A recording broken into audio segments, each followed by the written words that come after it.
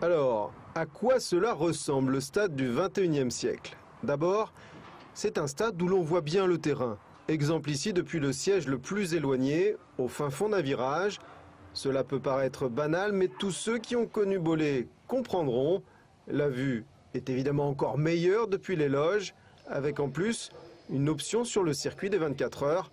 En tout, le MM Arena compte 25 064 places, une capacité qui se veut la plus adaptée au public sartois.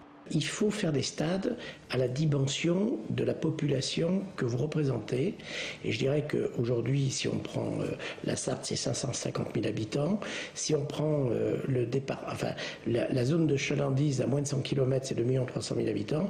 Et je considère que 25 000, c'est un bon équilibre. Et je préfère avoir un stade avec une capacité de 25 000 places, mais qui soit très souvent rempli, plutôt que d'avoir un stade de 32 ou 40 000 places et qui soit à moitié vide.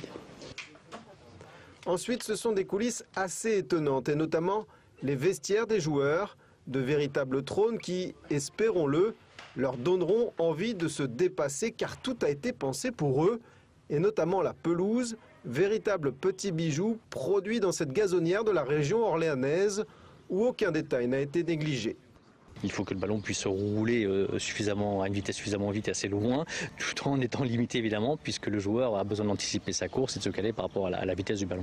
Donc il y a un référentiel sur lequel on doit se caler, vérifier qu'on reste bien dans les préconisations demandées.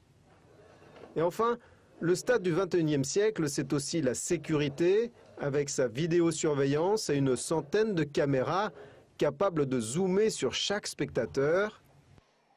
Et puis, des points de restauration, on appelle cela des kiosques, et cela n'a plus grand-chose à voir avec les baraques à frites de Léon Bollé.